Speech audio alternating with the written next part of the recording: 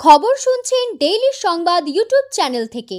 খবরের শুরুতেই দেখে নেব পশ্চিমবঙ্গ সহ দেশ এবং বিদেশের বাছাই করা সব তাজা সংবাদগুলি। খবরের শুরুতেই জানাবো আজকের সংবাদ শিরোনাম। ঐতিহাসিক কেল্লায় নামাজ পড়েছিলেন মহিলারা, গোমূত্র দিয়ে এলাকা পবিত্র করলেন বিজেপি সাংসদ। শুভেন্দুকে বড় চ্যালেঞ্জ দিলেন হুমায়ুন, হারলে রাজনীতি ছেড়ে দেওয়ার ঘোষণাও। গাজায় একদিনে 3,37,307 পাউন্ড বোমা ফেলল ইসরায়েল, আগুন ধোয়ার মধ্যে দিয়েই বইছে রক্তবন্যা। কালী পুজোয় কলকাতায় নিষিদ্ধ শব্দবাজি ব্যবহার, 183 জন গ্রেফতার। উত্তরবঙ্গে প্রাকৃতিক দুর্যোগে বিধ্বস্ত 173টি স্কুল, মুখ্যমন্ত্রীর নির্দেশে শুরু হচ্ছে সংস্কার অভিযান। চন্দ্রকোনায় তৃণমূলের হাতে আক্রান্ত তৃণমূল, আহত 4। জলপাইগুড়িতে বাড়িতে ঢুকে গৃহবধূকে গণধর্ষণের অভিযোগ, মুখ খুললে প্রাণে মারার হুমকি, অভিযোগ নির্যাতিতার। আমি দাঁড়াবো। বিজেপি তালিকা প্রকাশের আগেই নিজেকে ময়নায় প্রার্থী ঘোষণা অশোক দিনদার। কি বললেন শুভেন্দু? বাজি ফাটানোকে কেন্দ্র করে রণক্ষেত্র ভাঙড়, তুমুল সংঘর্ষ আইএসএফ টিএমসি কর্মীদের মধ্যে। ফের বঞ্চিত বাংলা, বন্যা ত্রাণে মহারাষ্ট্রের দরাঝস্ত, উত্তরবঙ্গে হাত উল্টালো মোদী সরকার। আত্মহত্যার বদলে বিধায়ককে খুন করুন, কৃষকদের পরামর্শ দিয়ে বিতর্কে প্রাক্তন মন্ত্রী। 750 কেজি পেঁয়াজ বেচে প্রাপ্তি মাত্র 664 টাকা, সর্বস্ব খুইয়ে হাহাকার মহারাষ্ট্রের কৃষকদের। 3 বছর আগে রেজিস্ট্রি, ফেব্রুয়ারিতে ছিল বিয়ে, তার আগেই গঙ্গায় ঝাঁপ যুবতীর। মাতৃমূর্তি আঁকড়ে হাপুস নয়নে কান্না, কি হলো তার? তৃণমূল সাংসদ কল্যাণ বললেন। জ্যোতি বসু রেকর্ড ভেঙে দেবেন 2036 পর্যন্ত মুখ্যমন্ত্রী মমতা বন্দ্যোপাধ্যায়। গলায় ওনার ফাঁস, সঞ্জয়ের ভাগ্নির ময়নাতদন্তের প্রাথমিক রিপোর্টে যা এলো তা মানেই নারাজ ঠাকুমা। সিইওদের সঙ্গে বৈঠকে বসছেন কমিশন, তারপরেই কি বাংলায় এসআইআর এর ঘোষণা? চালান চায়ের দোকান, বাড়িতে উদ্ধার নগদ 1 কোটি, বিপুল সোনা, গ্রেফতার সাইবার ক্রাইমের 2 চক্রী। বাংলায় মানবিক মূল্যবোধের ধ্বংস করেছে তৃণমূল, সরব বিপ্লবী সাংসদ বিপ্লব দেব।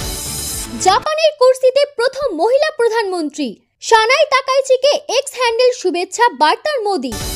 আশা ও অঙ্গনওয়াড়ি কর্মীদের দেওয়া হবে 10,000 টাকা, দীপাবলির মরশুমে বড় ঘোষণা মমতার। বাবার সঙ্গে স্ত্রীর সম্পর্ক, মৃত্যুর আগে ভিডিও বার্তা ছেলের, অভিযুক্ত পাঞ্জাবের প্রাক্তন মন্ত্রী।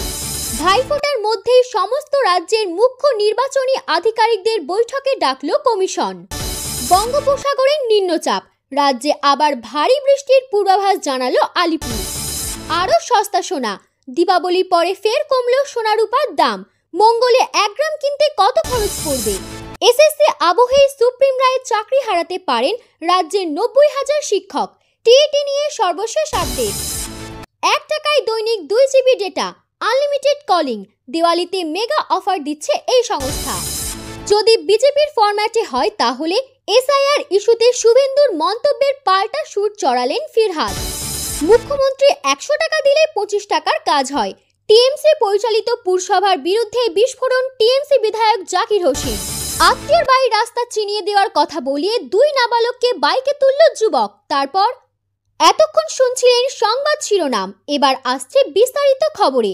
ভিডিওটি ভালো লাগলে লাইক করুন এবং চ্যানেলটি সাবস্ক্রাইব করুন, কারণ প্রতিদিনের সেরা খবর আপনাদের হাতের মুঠোয় পৌঁছে দিতে আমরা আছি সদা প্রস্তুত।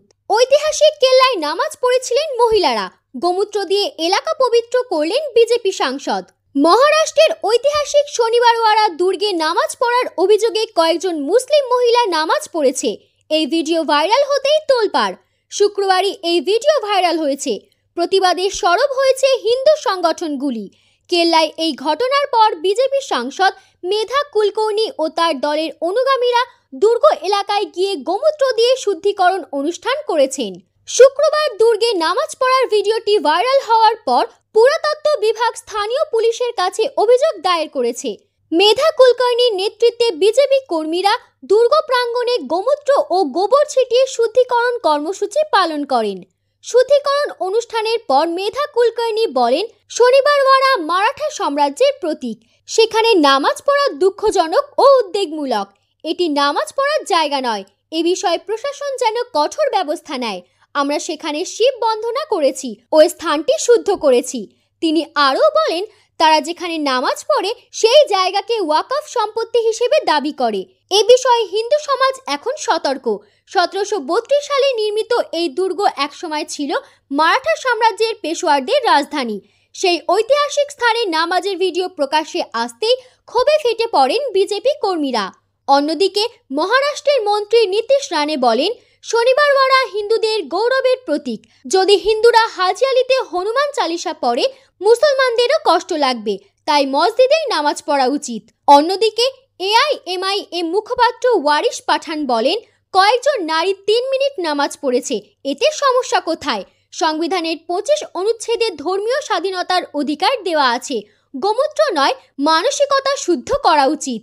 এদিকে ঘটনাকে ঘিরে উত্তেজনা চরমে ওঠে যখন একদল প্রতিবাদকারী কাছের হযরত খাজা সৈয়দ দরগা অপসারণের দাবি তোলে। পুলিশ তৎক্ষণাৎ হস্তক্ষেপ করে এবং লাঠিচার্জ করে ভিড় ছত্রভঙ্গ করে দেয়। শুভেন্দুকে বড় চ্যালেঞ্জ দিলেন হুমায়ুন, হারলে রাজনীতি ছেড়ে দেওয়ার ঘোষণাও। ভরতপুরে ভোট যুদ্ধের ঢাক বাজতে শুরু করলো অনেক আগেই। সোমবার রাতে মুর্শিদাবাদের সালারে এক পুজো উদ্বোধনে গিয়ে বিরোধী দলনেতার উদ্দেশ্যে নজিরবিহীন চ্যালেঞ্জ ছুড়ে দিলেন ভরতপুরের তৃণমূল বিধায়ক হুমায়ুন কবির। শুভেন্দু অধিকারীকে সোজাসুজি লড়াইয়ের ময়দানে টেনে এনে হুমায়ুন ঘোষণা করলেন, শুভেন্দু অধিকারী যদি ভরতপুর থেকে ভোটে লড়েন আমি তার বিরুদ্ধেই দাঁড়াবো, আর আমি যদি হেরে যাই তাহলে রাজনীতি থেকে অবসর নেব। এ ব্যাপারে শুভেন্দুর প্রতিক্রিয়া এখনো জানা যায়নি। তবে ভরতপুরের তৃণমূল বিধায়কের এহেন ঘোষণার পর থেকেই মুর্শিদাবাদের রাজনীতিতে তোলপাড়। ঘরোয়া সভা হোক বা চায়ের আড্ডা, হুমায়ুনের চ্যালেঞ্জ বোমা নিয়েই এখন চর্চা তুঙ্গে। তৃণমূল নেতার এই বক্তব্যকে ঘিরে স্থানীয় তৃণমূল এবং বিজেপি কর্মীদের মধ্যে শুরু হয়েছে তীব্র বাকযুদ্ধ। রাজনৈতিক পর্যবেক্ষকদের মতে ভরতপুরে শুভেন্দুকে প্রার্থী করার কোনো সম্ভাবনা এখনো পর্যন্ত নেই। তবে হুমায়ুনের এই কড়া বার্তায় যে জেলায় গেরুয়া শিবিরের কাছে একটি স্পষ্ট রাজনৈতিক বার্তা পৌঁছেছে তা বলা বাহুল্য। তৃণমূলের অন্দরে অনেকে হুমায়ুনের এই বক্তব্যকে আত্মবিশ্বাসের প্রকাশ বললেও বিরোধীরা একে দেখেছেন আত্মঘাতী চ্যালেঞ্জ হিসেবে। তবে হুমায়ুন স্পষ্ট জানিয়েছেন তিনি তার কথায় অনড়। স্থানীয় জনতার ভরসা তার শক্তি বলেও দাবি করেছেন তিনি। যদিও রাজনৈতিক মহলের প্রশ্ন, হুমায়ুনের এহেন চ্যালেঞ্জ কি নিছক লোক দেখানো বার্তা নাকি কোনো বৃহত্তর কৌশলের অংশ, সময়ই মিলবে। বাজি ফাটানোকে কেন্দ্র করে রণক্ষেত্র ভাঙড়, তুমুল সংঘর্ষ আইএসএফ টিএমসি কর্মীদের মধ্যে। ভোটের আগে এখনো বেশ কিছুটা সময় বাকি, তার আগে দফায় দফায় তপ্ত হচ্ছে ভাঙড়। ফের আইএসএফ ও তৃণমূল কংগ্রেসের কর্মীদের মধ্যে সংঘর্ষ, ঘটনায় গ্রেফতার দুই পক্ষের 2 জন। অন্যদিকে পুলিশও এই সংঘর্ষের ঘটনায় 2 ব্যক্তিকে গ্রেফতার করেছে। ব্যাপক উত্তেজনা ভাঙড়ের ভোগালী 2 গ্রাম পঞ্চায়েত এলাকার ভুমরু গ্রামে। পুলিশ ও স্থানীয় সূত্রে খবর, সোমবার রাতে বাজি পোড়ানোকে কেন্দ্র করে ঝামেলার সূত্রপাত। বচসা কিছু সময়ের মধ্যে রূপ নেয় হাতাহাতির। মুহূর্তেই তপ্ত হয়ে ওঠে এলাকায়, লেগে যায় রাজনীতির রং। তৃণমূল কর্মী রব্বির মোল্লা, সাবির মোল্লা, নবাব মোল্লা, শাহিদ মোল্লারা বাজি ফাটাচ্ছিলেন বলে খবর। যদিও আইএসএফ কর্মীদের অভিযোগ বোমা ছোড়া হয়েছে, তা নিয়ে দুপক্ষের মধ্যে বচসা শুরু হয়ে যায়। এই গোষ্ঠী একে অপরের বিরুদ্ধে মারধরের অভিযোগে সুর চড়াতে শুরু করে। তৃণমূলের অভিযোগ, তাদের কর্মীদের লোহার রড দিয়ে মাথা ফাটিয়ে দিয়েছে আইএসএফ এর লোকজন।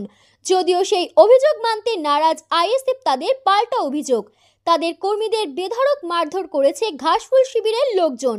যদিও ক্যানিং পূর্বের বিধায়ক শওকত মোল্লা বলেছেন পুরোটাই আগে থেকে পরিকল্পিত। আইএসএফ আশ্রিত সমাজ বিরোধীরাই আমাদের কর্মীদের ওপর আক্রমণ করেছে। এদিকে পরিস্থিতি উত্তপ্ত হতেই খবর চলে যায় পুলিশের কাছে। 50 কেজি পেঁয়াজ বেচে প্রাপ্তি মাত্র 664 টাকা। সর্বস্ব খুইয়ে হাহাকার মহারাষ্ট্রের কৃষকের। তরতরিয়ে এগিয়ে চলেছে দেশের অর্থনীতি। রাষ্ট্রপ্রধানদের ভাষণে হরদম শোনা যাচ্ছে সেই ঢক্কা নিনাদ। তবে দেশের কৃষকদের অবস্থার আজও কোনো বদল নেই, বরং দেশের অন্নদাতাদের দুর্দশা উত্তরোত্তর খারাপ হচ্ছে। বিজেপি শাসিত রাজ্য মহারাষ্ট্রে ধরা পড়ল সেই ভয়ঙ্কর ছবি। 66,000 টাকা খরচ করে এবছর পেঁয়াজ চাষ করেছিলেন পুনের সুদাম ইঙ্গেল। অতিবৃষ্টিতে এবছর চাষের ব্যাপক ক্ষতি হয়েছে সুদামের। তারপরও 750 কেজি তুলতে পেরেছিলেন এই কৃষক। গত শুক্রবার পুরন্দর বাজারে ফসল বিক্রি করে মাত্র 664 টাকা পেলেন তিনি। শুনলে অবাক লাগলেও কৃষক আত্মত্যাগের শীর্ষে থাকা মহারাষ্ট্রের এটাই বাস্তব ছবি। সুদামের 1.5 একর জমির পেঁয়াজ এখনো তোলা হয়নি। তিনি সিদ্ধান্ত নিয়েছেন এই পেঁয়াজ চাষের জমিতে নষ্ট করে সার বানাবেন। সুদামের এই দুর্দশার ছবি মহারাষ্ট্রে কৃষকদের ঘরে ঘরে। বৃষ্টির মান সামলানোর পর এবার দামের লাগাম ছাড়া পতনের মার সহ্য করতে হচ্ছে কৃষকদের। শুধু পেঁয়াজ নয়, টমেটো, আলু, সয়াবিন সহ ফলের দামও ব্যাপকভাবে পড়ে গিয়েছে। সব মিলিয়ে দীপাবলির উৎসবে হাহাকার নেমেছে কৃষকদের ঘরে। এই পরিস্থিতিতে সুদাম বলেন, আমি না হয় এই ক্ষতি সামলে নিতে পারবো, কিন্তু যারা ছোট কৃষক অল্প জমিতে ঋণ নিয়ে চাষ করেন তারা কিভাবে বাঁচবেন? তাদের তো আত্মহত্যা ছাড়া গতি নেই। বাবার সঙ্গে স্ত্রীর সম্পর্ক, মৃত্যুর আগে ভিডিও বার্তা ছেলের। অভিযুক্ত পাঞ্জাবের প্রাক্তন মন্ত্রী। ছেলের রহস্য মৃত্যুর ঘটনায় পাঞ্জাবের প্রাক্তন মন্ত্রী ও কংগ্রেস নেত্রী রাজিয়া সুলতানা এবং তার স্বামী রাজ্যের প্রাক্তন ডিজি মোহাম্মদ মুস্তাফার বিরুদ্ধে খুনের মামলা দায়ের করেছে পুলিশ। কয়েকদিন আগে পঞ্চকুল্লার বাসভবন থেকে 33 বছরের আকিল আক্তারকে অচৈতন্য অবস্থায় উদ্ধার করা হয়েছিল। পরে হাসপাতালে নিয়ে গেলে চিকিৎসকেরা তাকে মৃত ঘোষণা করেন।